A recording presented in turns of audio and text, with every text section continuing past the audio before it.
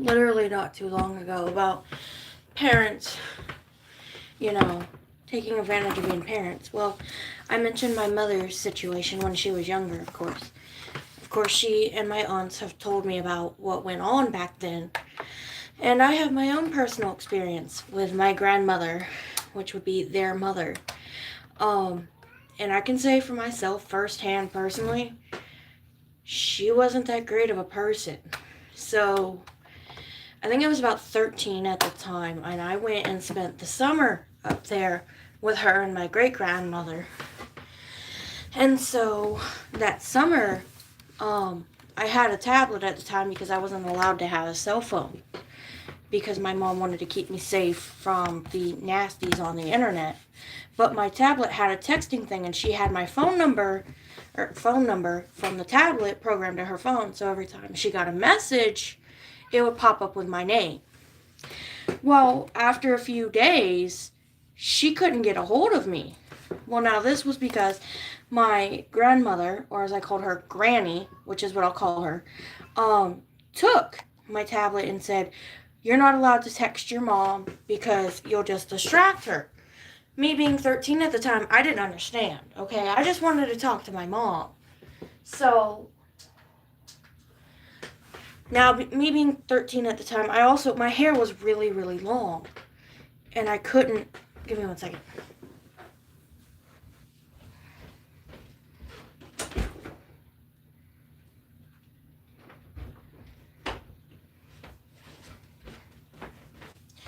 As I was saying, when I was 13, my hair was really, really long, and I couldn't brush it by myself because it was so long. So my mom would help me.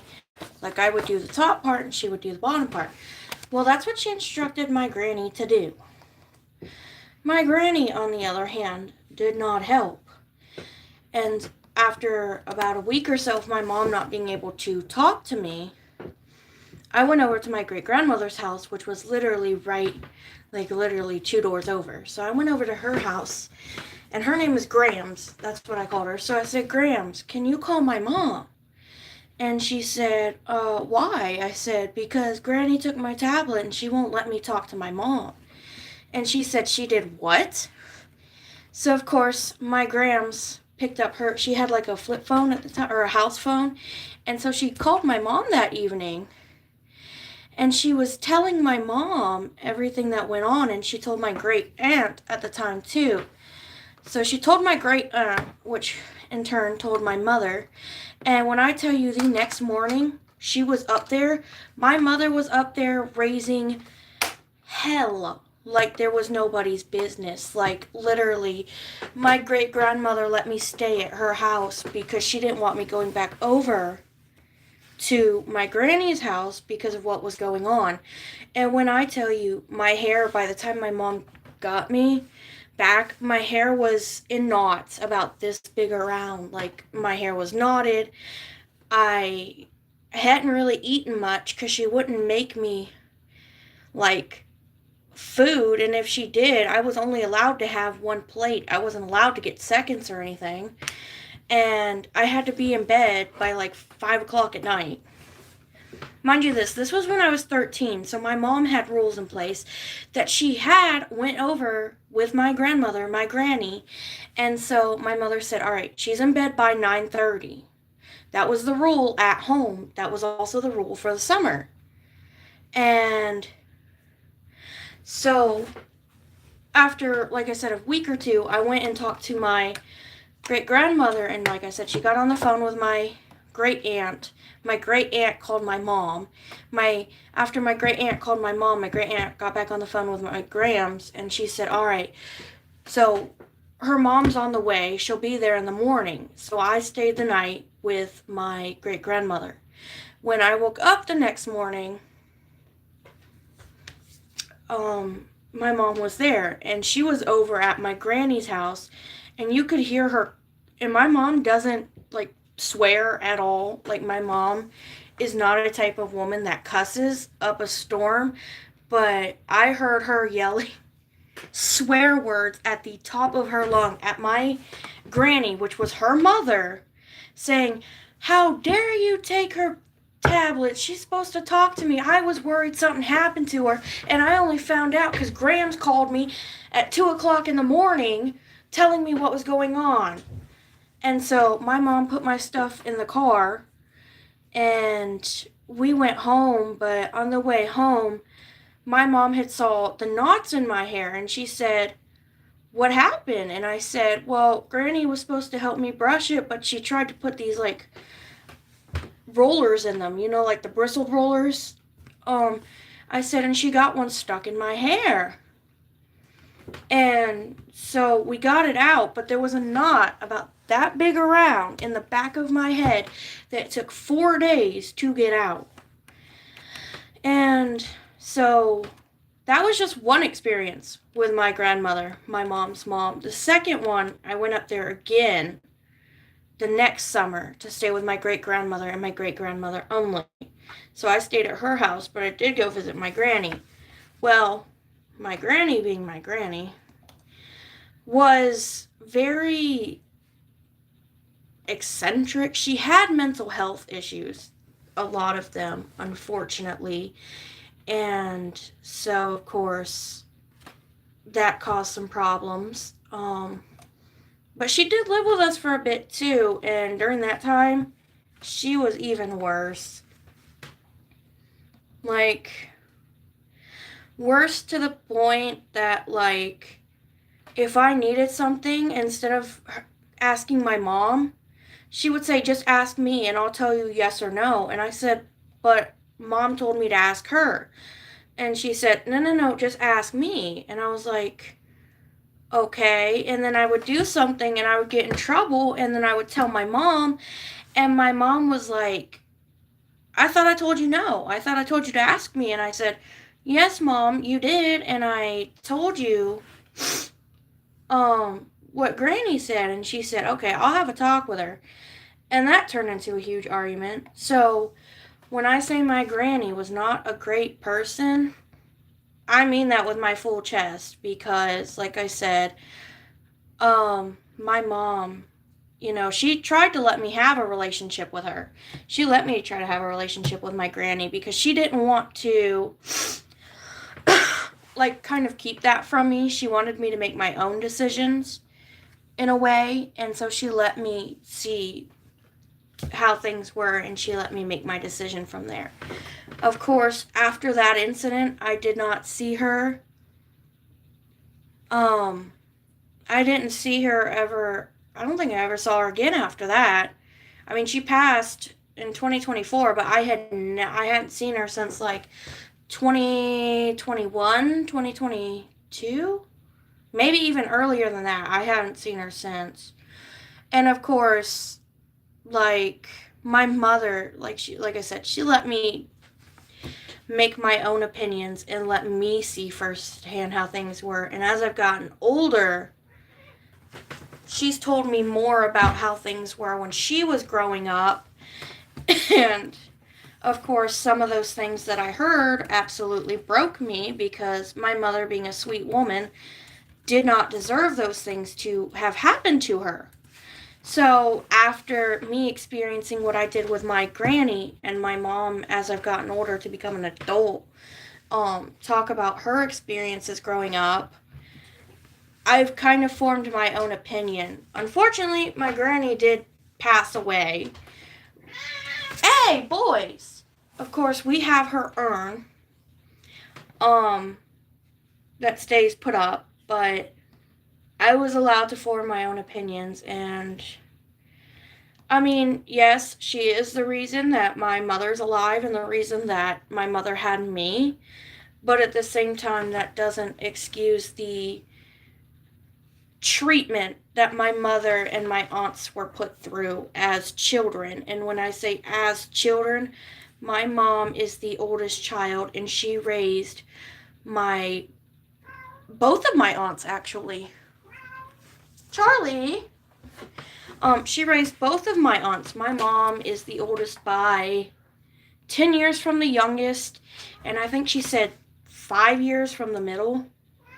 So when I say she's the oldest, she is in her 40s, and the youngest is in her 30s. And so my mom pretty much raised both of them until she left home at the age of, I think she said 17, and she started her own life. Of course, she kept in contact with her sisters. But yeah, so that was its own mess that my mom dealt with growing up.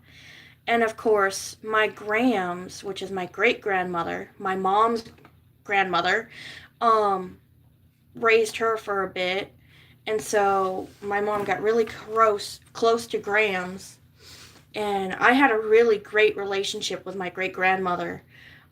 She passed away in 2021, of course.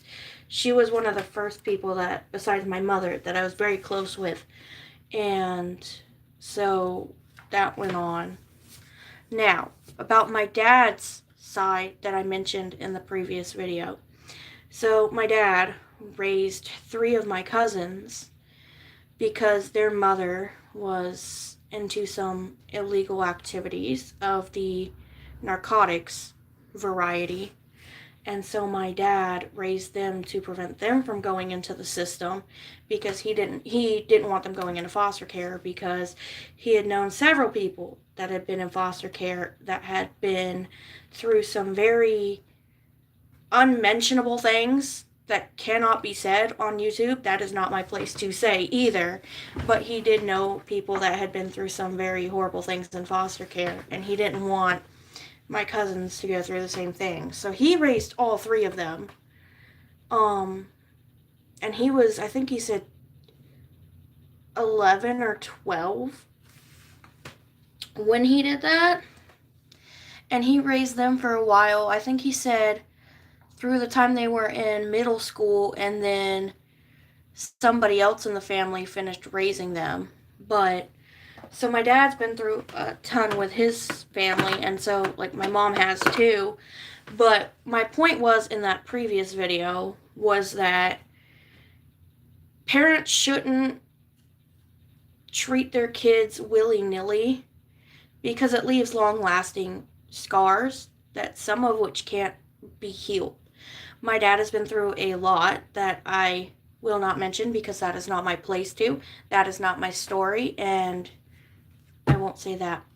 My mom has been through a lot. I mentioned some of it, not all of it. The rest of it is her place to tell if she ever wants to tell me. But my point in that video was those parents treated their kids or subjected their kids to situations that they shouldn't have been in at their age, and how it can pretty much cause long-lasting scars that even if the physical ones heal, the mental ones don't. And, you know, my parents being my parents, they did their best to not repeat what was done to them, and they did pretty well, honestly. My dad had been to like 4 or 5 therapists. My mom's been in therapy. My mom has also been diagnosed with some mental illnesses due to what she's been through. And, you know, both my parents did their absolute best to make sure nothing that they went through was ever something that we went through as kids. And, you know, that was my whole point of my last video was, you know, don't take advantage of your position as a parent, and don't put your kids in situations that are not only unhealthy for you, but unhealthy for them. And don't, like, you know, how do I put it? Don't say just because, like, you're the parent, you can do whatever you want, because that's what my granny pretty much did to my mom. And so my mom was about 9 or 10 years old, raising a 3-year-old and a newborn baby. Because of that. And of course my mom had said, you know, CPS had gotten involved multiple times, but they never removed them from the house, due to, I don't know what she said, because she kind of didn't say most of it. But yeah, she was raising a 3-year-old and a newborn when she was in middle school, I believe. Honestly, I feel kind of like hurt for both of my parents because they didn't deserve that growing up. But unfortunately things happen. But, you can't change the past. But like I said, my mom and dad definitely tried their best to not repeat the things their parents did. And, that helped me become the person I am today because I've watched my mom come from, so far of what she's told me. I'm sure there's stuff she hasn't told me, but from what she has told me, she's come from a lot and she's built herself as a person, coming from that. She could have easily um went another route and become, bitter and mean and everything like that, but she chose not to. As she told me, she said, I wanted to be better than my mother. I wanted to be a better parent. I didn't want to expose you to those things that I had been exposed to. My dad also said the same thing. He said, I didn't want any of what I did to happen to you or your sibling because no child needs to experience that nastiness and depravity of those situations. I mean, today I feel, uncertain because it's like the people that were talked about, I've been around, you know, and it's like, wow, you think you know a person, but then they're like completely different when they were younger. And like I said, my granny suffered from mental health issues that were untreated at the time because of the stigma around mental health back then. And so it was a mess that my mom had to deal with and work through. And then when she was in her 20s, so she was about 26 or 27, she had me. And she was freaking out. Like, she was happy, but she didn't know what to do. And my dad was happy too, but he was like, I don't want to repeat the same mistakes that we've been through. And, so they tried their best. They did pretty well, but everyone makes mistakes. But it was never like what they went through. But at the same time, I'm glad I had a relationship with my granny. I'm glad I got to make my own opinions about her. I'm glad I've met all of my aunts. I'm glad I could see firsthand how certain treatment of children can lead them to go down very, very dark paths or help them become a better person. One of my aunts went down a very dark path, and she's been in and out of jail. She has lost custody of all her children, and things like that. My mom went down a very different path, a very good path. She graduated college twice. No, 3 times. She graduated 3 different colleges. She has a really good job. And my youngest aunt, she's a very hard worker. She's a truck driver who, of course, has her own issues, but she's a hardworking woman too. So it's like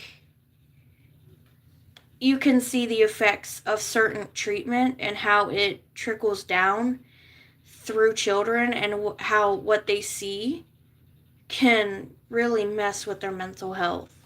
And that's pretty much what my last video was trying to touch on, was how certain treatments can really mess with a child and cause them to go down dark paths or, contribute to certain mental health statistics like, unalivings or depression and things like that. And so that's kind of what I was trying to get out. But like I said, it was a very, very rough time for my mother growing up. Same with my father, and they both told me, even to this day, they're like, I know we made mistakes, but we tried to be better than our parents, and all we want for you is to be better than us. And I said, well, I know, but at the same time, people are allowed to make mistakes.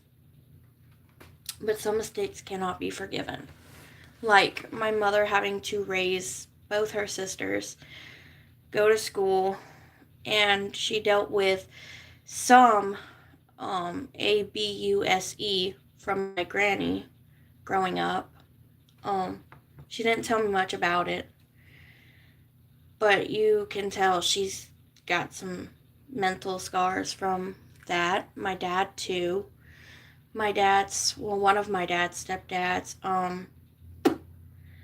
kicked the holy living bejesus out of him and kicked him down a flight of stairs.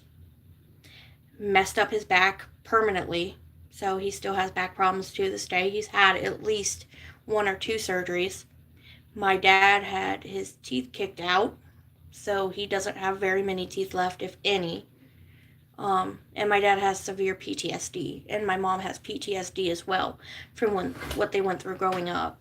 And so that's what I was getting at, was how parents saying they can do whatever or do the below bare minimum can cause severe trauma in children.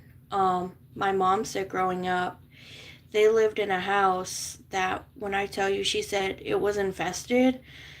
It was so bad that CPS got called 3 times because of how infested it was and how nasty it was and things like that.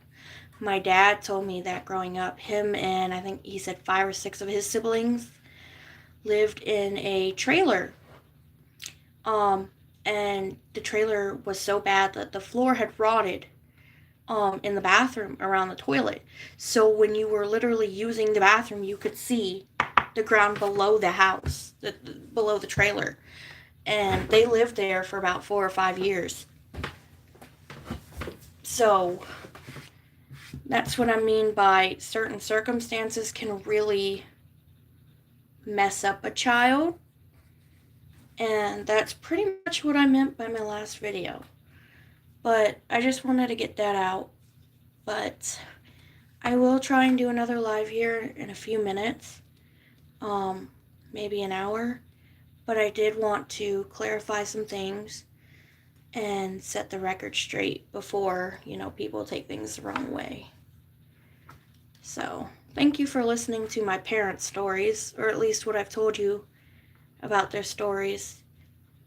And of course, most people know my story. Not all of it, but most of it. So, thank you for listening, honestly. I really appreciate you guys listening to what my parents went through, because, honestly, I feel so awful for them both. No child at all, anywhere in the world, should have to go through the atrocious things that both of them went through. That's not right. But I'll probably do another live here in a minute or 2. But yeah, I just appreciate you guys for listening.